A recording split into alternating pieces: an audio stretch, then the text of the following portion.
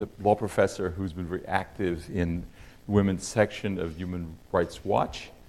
And we're going to have another law professor, new Professor Sarah Mohammed. I don't know if any of you guys encountered her, who writes about international law, and particularly international tribunals, and who comes to us from just joined our faculty from Columbia. People from Poli-Sci.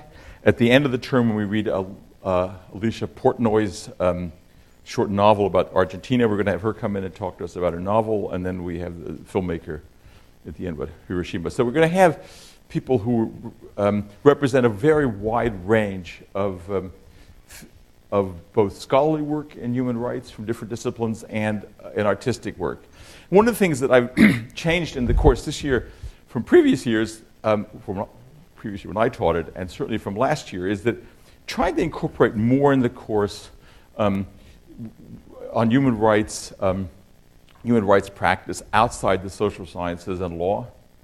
Let's say a lot of what people actually do in the human rights community is make people's voices heard, is produce testimonials, is reveal issues that need attention through film and through novels and through literature. And in some ways, that tends to be neglected in courses because it doesn't have a sort of disciplinary focus, and we can't say the theory of a document. We could do a theory of a documentary film, but that would be a different course. So you'll see in this course, some parts of it may seem intellectually mushy in the sense that we're not going to have a theory about the documentary, though we are actually going to have a lecture about the theories of testimony.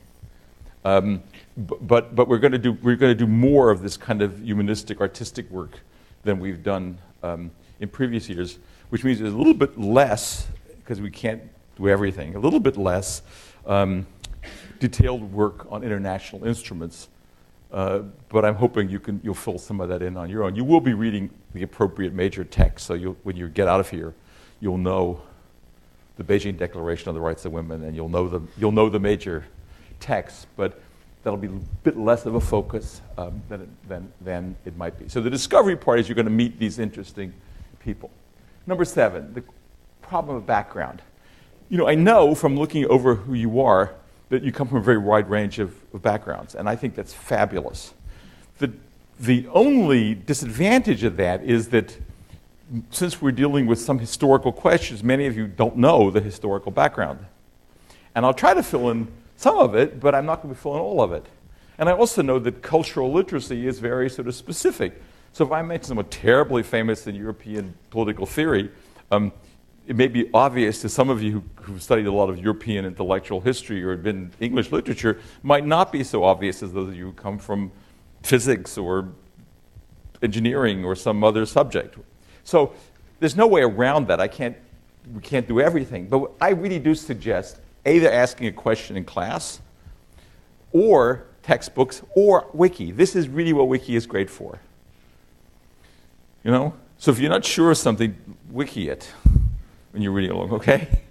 That doesn't preclude asking about it or reading some more, but I do think you should not feel lost, and you shouldn't feel bad that you don't get all this, because none of us have the cultural literacy to deal with all the issues that international and national human rights asks us to deal with. Most of us don't know where many of these places are.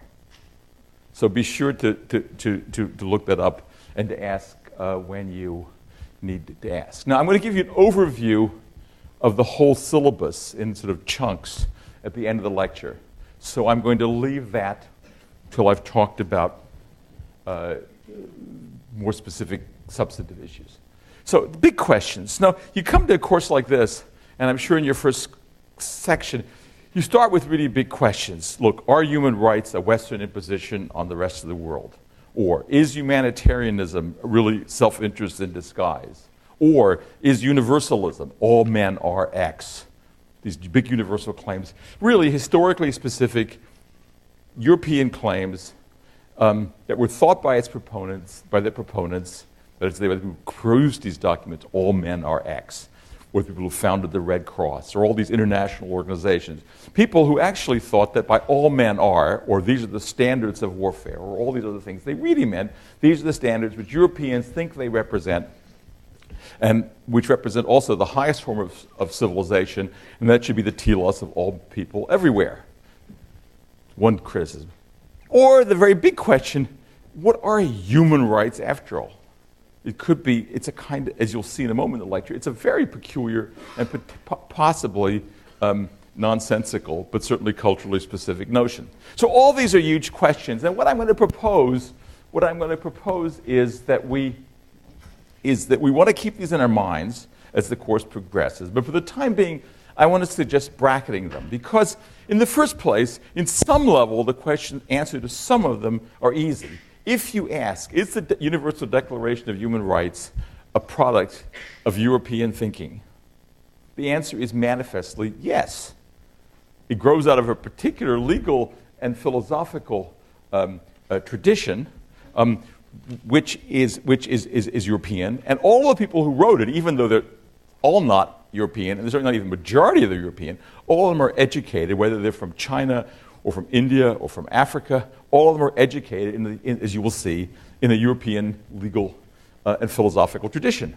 So in that sense, that document, with this articulation of a particular supposedly legally enforceable set of rights, produced sort of as a constitution, grows out of, as you'll see, 18th century constitutionalism, our constitution, French constitution, and doesn't have an indigenous place in cultures around the world. That's number one. On the other hand, every nation in the UN has signed on to this. It's a condition for membership in the United Nations.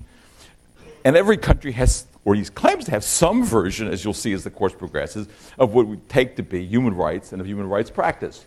So in some sense, the answer is either very simple, yes, it's European, or very complicated. The second thing, of course, it seems to me, it's always raised in these kinds of questions about universalism is what you learn in some fields of the ecological fallacy. I mean, Europe is a very big place, and there are very big differences within Europe, or Euro America, or including South America, the European world, in positions on these human rights. So there isn't a European position. As you'll come to see, many European positions. And you'll also find that there are many non-European positions based on ideology, based on religion, and so forth. So there's a European Marxist and a European not Marxist position. These are very different. So what I want to say in short is that we're going to address all of these big topics, but these big sort of meta-human rights questions, but I propose that we sort of address them bit by bit as we go along and as specifically as possible. So you keep them in your heads, but they're not ones we're going to I want to take full on. The second thing I want to say about the big question of the overview is that I do hope to have a critical perspective on what we're studying in this course. But this is not a course under the flag of irony. That is, this is not a course in which we say we thought human rights and humanitarianism were forces for good, but really they are something.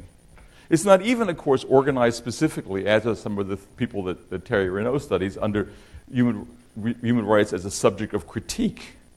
God knows there's lots to be critiqued about human rights and about human rights practice and about humanitarian practice, but that's not going to be my major focus. My major focus of this course is going to be to lay out to you the historical and theoretical and pragmatic aspects of human rights, and to invite you to think about these as you do about any kinds of ideas and practices critically, but it's really a course about difficult historical, theoretical, and pragmatic engagements with regard to questions that are of concern for all of us, and that we're not going to resolve simply by critiquing the human rights and humanitarianism framework. So it's going to be a less critical course than you're used to, but that'll be all right. I'm sure critique won't be your problem. So. Did I leave anything for background? Any questions? Sir? Yes? Sorry? You said signing the Universal Declaration Yeah. was a condition, but I thought you only required a recommendation from the Security Council and a vote of the General Assembly To do what? for membership. I think, I could look this, when I read the book on the subject, it said all signatures of the UN are signatures of the Universal Declaration. There are parts, there are nations that have. There are nations which have, we'll talk about that. There are nations which, and this will come up importantly, there are nations which, when the Declaration was first promulgated, certain key phrases, nations opted out of this. So, for example, Saudi Arabia opted out of the notion of religious choice. Is a good example. Many of them have opted out of the part of the Universal Declaration having to do with women's rights. So you could sign the Declaration, but with sort of provisos that there were particular interpretations of particular parts. And I'm going to get to that in this lecture, and we're going to get that basically in every lecture that we deal with these modern issues. That you're totally right. But one signs it. Well, yeah. Is it okay? But what you'll see, I gave you a little survey. And I'm asking you on BSpace, I'm asking you to fill this out. I want to have your views on this. And just to give it away, many of the things which will seem like implausible rights in some contexts are from the Universal Declaration. The Universal Declaration is a very broad statement. It was produced by a very broad consensus, bunch of countries with wildly different views. At the beginning of the Cold War, with the Soviet bloc having completely different views on human rights than others. And we're going to talk about all this as we go along, okay? But I'm just saying, as a matter of fact, all the UN signatories have signed on to the Universal Declaration. So in the sense you ask, does everyone in the world subscribe to this doctrine of human rights as a document? The answer is yes. What that means, I think we'll see as the course develops. Is that okay? And are you going to put these slides online? Sorry? Are you going to put these slides online? Yes, all the slides are online. The course is, what's the word? It's not. It's going to be recorded with the slides. It's not telecast. It's, what's the word? Webcast. It's not podcast if you just get the words. It's a telecast. Webcast? Anyway, whatever it's called, the lecture will be up in everything you see. I mean, not me walking up and down, but it'll be the PowerPoint and my voice. Okay? And we're going to have the PowerPoint up. Didn't you? The PowerPoint's going to go up before the lecture, so you can check that out if you're really keen before. Sorry? The survey. I'd like you to fill out the survey, and I'll report the results next time.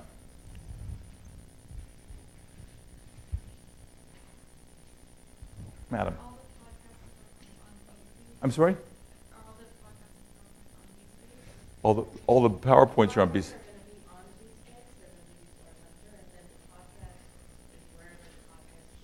Chris, do you know where podcast? Sorry.